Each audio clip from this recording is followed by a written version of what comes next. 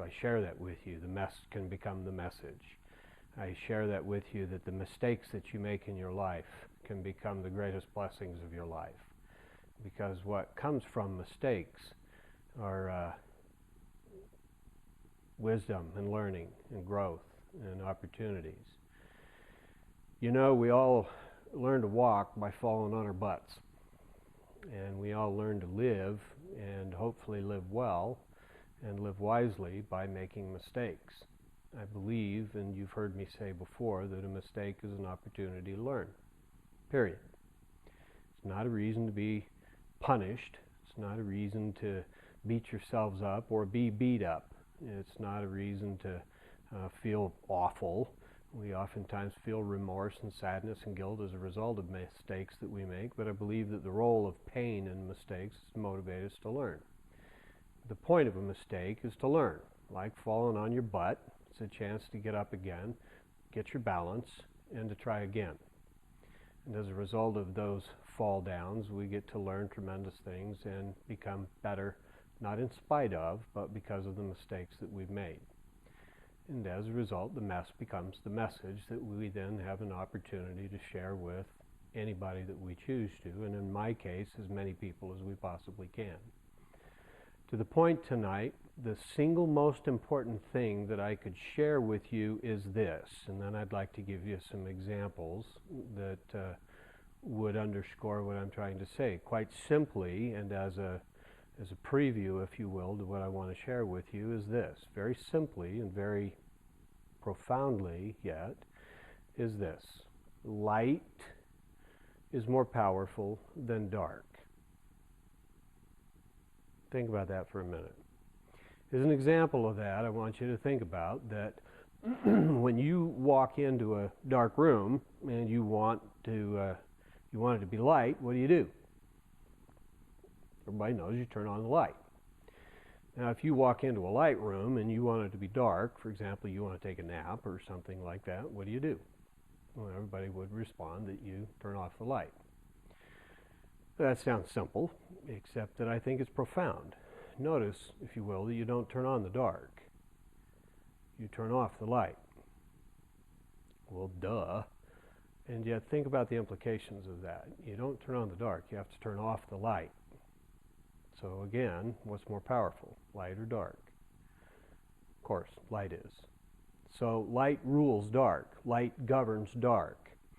Now the implication of that is what's profound, because what that suggests then, again, is that light rules dark, not the opposite. In fact, it turns out the dark really isn't a thing. Light is, but dark is not. Dark is the absence of something. It is light that we need to focus on. So light rules, governs, overpowers, controls, makes the decisions about dark. Now here's what I'm getting at, is that if we equate negativity, behaviors, attitudes, emotions, whatever you want to call it or lump into that, if we equate all that unpleasantness or undesirability in our lives with negative energy, if we equate that with darkness, that negative energy with darkness, and we equate positive behavior, pleasant feelings, joy, happiness, plenty, abundance, things like that with positivity or light, and I think that's apt, I think we can do that, then you got to ask yourself, how do I get rid of the darkness in my life? More to the point, how do I get rid of the negative behavior or misbehavior in my child's life? Well, you get the point. We turn on the light. We don't do what most of us have been taught in our lives of mucking around in the darkness, responding to the darkness, groping around in the darkness by responding to the misbehavior, punishing the misbehavior, hollering about the misbehavior, responding to the misbehavior. That's just groping around in the darkness. What we do, or what we need to do, that we haven't really been taught to do, is turn on the light. We need to accentuate the positive. We need to bring out the light in our children and in each other and in ourselves. Remember, light rules dark. Light governs dark. Light overpowers dark. You want to get rid of the darkness in your kids? You want to get rid of the darkness in people that you work with? You want to get rid of the darkness in your boss? You want to help your partner get rid of the darkness that they have?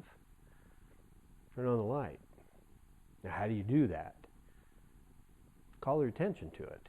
Help them turn on their light. Help them intensify their light. We all have it. I believe we're all born with it. I believe that we all have that within us.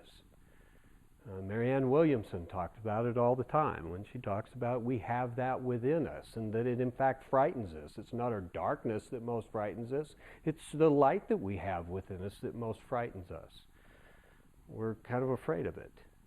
How do we overcome that fear? We need to reckon with it. We need to face that fear of being bright and wonderful and beautiful and amazing.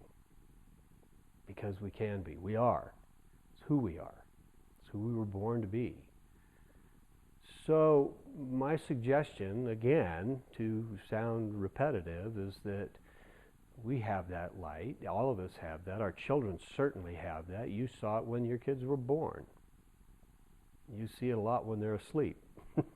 And you look at them. Well, they have it when they're awake too, when they're slinging food across the room, when they're sometimes even not being the angelic little what's-its that you would like them to be. It's still there, and you can help them find it by accentuating the positive, by turning up the light, by intensifying that light, and by you looking for it, believing in it, having faith in it, and seeing it even sometimes when it's hard to see. Now here's the kicker. For you to really become adept at seeing that in them, you must see it in yourself.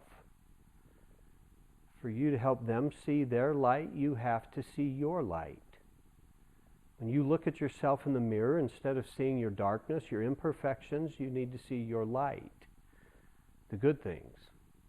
Now notice, if you will, that light doesn't belie or deny the existence of darkness. In fact, notice that light can cast a shadow. But notice also that if you're moving toward the light, the shadow's behind you.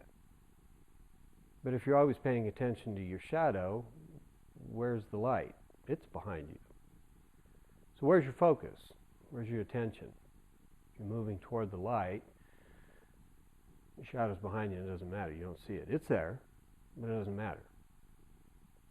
There's all kinds of implications to it, and we may explore those in some detail in some of the other opportunities that we have in some of the writings, some of the books that will be offered to you, some of the other videos that will be offered to you, some of the teleseminars and other workshops that we'll be doing that we'll offer at other times on this website. But for now, the best thing that I can offer to you, the thing that is closest to my heart, the thing that I value probably as much as anything in my whole existence, is the thing that I believe that I've been shown, the thing that my whole life has led to, and that is that we have this light.